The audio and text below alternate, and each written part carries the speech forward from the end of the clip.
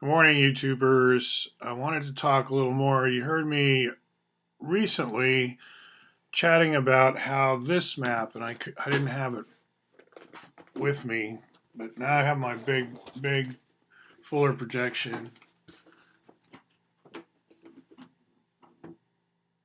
All right. So if you've not seen that map or talked about it, it's like there is always this discussion in a school context of how the Mercator is super distorted and, Greenland is super too big. They don't talk about Greenland being part of Denmark usually. Probably because other nations might have designs on it and don't kind of want to admit that that's Denmark. I don't know. But the whole border thing is the whole nation state thing is a little bit rickety. Why? Well, because we have virtual nations, we have corporations. Many corporations are more powerful in many dimensions than many nations. So when you just think about nations, you're kind of putting on blinders and saying, I don't want to understand the world. I just want to see nations. So it's like, what? Um, so partly why we don't put nations on the fuller projection is to clear our heads a bit. And then we can, put various data overlays. So the promised land meme comes up here. Might have heard my video on the Tower of Babel and how, in the confusion of tongues, God was forcing us to acknowledge or discover for ourselves that we live on a sphere. And that's really the promised land, right? So, like the strong religions or factions within each religion that have the most integrity, they look at the whole planet as God's gift, as the promised land. And then it's like, if this is all mine, how do I best take responsibility? Global domination, we called it in the open source world. And there, the feeling was, we won, and so then what, and stuff like that. These were the memes. And so, like for Israel, it's like it's all Israel. You just, as a meditation, just look at this map and see the whole world and say, it's all Israel. Now what? Right? It's not like everyone there thinks the same. We're all programmed differently. So we've got these humans, variously programmed, upgradable in terms of what they think and do. But, that's what media plays a role in that as to how we program ourselves. Electronic behavior control system. I know that's a silly song, right? I love it. So the idea here is I'm reading. The idea here is it's all Israel. While the frequently heard accusation that Jewish networks seek global domination is less a source of I'm going to start over.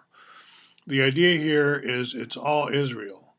While the frequently heard accusation that Jewish networks seek global domination is less a source of paranoia than of hope. Mature schools of thought, many found within Judaism, are indeed committed to the long-term viability and sustainability of Spaceship Earth, our promised land, for millennia to come. Our USA operating system is up to the same thing, providing robust, secure infrastructure for our global dominion. Certainly, many pro-Russians think intelligently about their ship and act accordingly wherever they may be. Space-minded Chinese call it our land. So that's the thinking globally meme. And I think it was Wendell Berry who told us not to think globally or don't even try. We can't do it, so give it up already. Like there are skeptics who say thinking globally might be against your religion somehow, I suppose. But if you do think globally, then world game comes into focus as what should I do? But after thinking globally, right? So there's a thinking part to it. It's not just tell me what to do, right? It's not like I'll go be obedient to someone who does think globally because I never can, and someone else will do my thinking for me, and I'll just follow orders, right? That's not what religion is about, I don't think.